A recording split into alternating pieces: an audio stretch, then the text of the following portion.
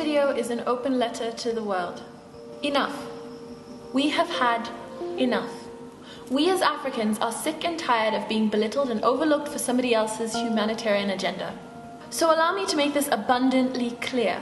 Africa is not a country. It is a continent, a big one, with 54 countries and a lot to offer. We could fit North America, China, and Europe in our borders and still have space. We are one of the biggest continents on the planet, and yet conveniently overlooked. When you ask me questions about Ebola, you should know that I've never even been to West Africa. I am 4,000 kilometers away, and whilst I know enough to differentiate the countries and some of the general customs, I cannot even begin to tell you what it's like there. When I tell you that I live in Rwanda, and you ask me, isn't that dangerous? I'm genuinely appalled by you who claim to be knowledgeable and up to date with global affairs, but you don't know that the genocide ended 20 years ago. When I told some people that I am Zimbabwean and South African, but I live in Rwanda and I've moved around to several countries in Africa, I was asked whether I was a refugee, because I couldn't possibly have the wealth or reason to travel around my beautiful continent without the threat of death. I refuse to stand any longer and let people tell me about the country Africa where I'm from, where we are too poor to function, our government singular is corrupt, and we have no idea what we're doing.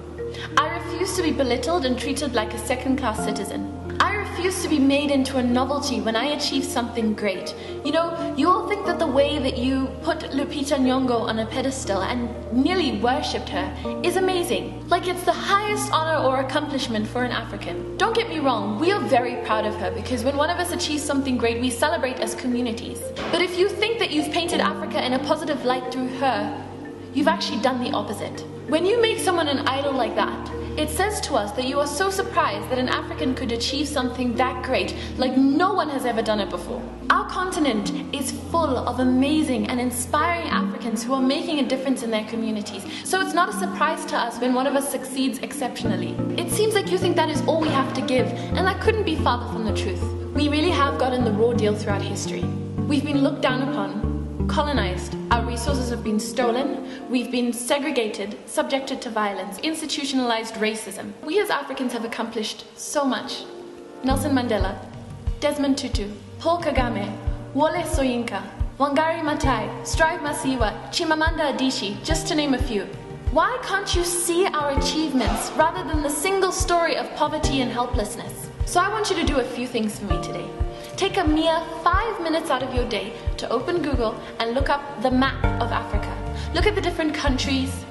Learn a little bit about them and the great things that we have achieved. Never address Africa like it's a country again. Next time you refer to a place in Africa, be specific. Don't ask if we speak African. Don't confuse it with Afrikaans, which is a Cape Dutch language mostly spoken in Southern Africa. Don't ask if we know each other just because we're from the same continent. Do not ever assume that we are poor or refugees. Don't ask if we live in huts. Don't ask if we live amongst wild animals. And remember that we as Africans were performing successful C-sections and brain surgeries thousands of years before European doctors took it upon themselves to wash their hands before surgery so that their patients would stop dying. We have been asking for years to be respected, to little avail. But today I put my foot down and I am calling you out. To quote Kapuscinski, "The continent is too large to describe. It is a veritable ocean, a separate planet, a varied, immensely rich cosmos. Only with the greatest of simplification can we say Africa." And so I say to you, the rest of the world, that it is time to pay attention to us. We are very quickly overtaking you and we refuse to be overlooked any longer. From Iwani Mawacha. If you want to know more about the points that I've raised in this letter, please follow the link down below. I will also be posting it to my Tumblr page from where you can reblog and share it to other people. Thank you for watching this video. Please subscribe to my channel, follow my links down below, share, like, and comment. I would love to hear your thoughts. My name is Iwani Mawacha and this is Pepper and Soul, my YouTube channel. And I will see you next time I post a video.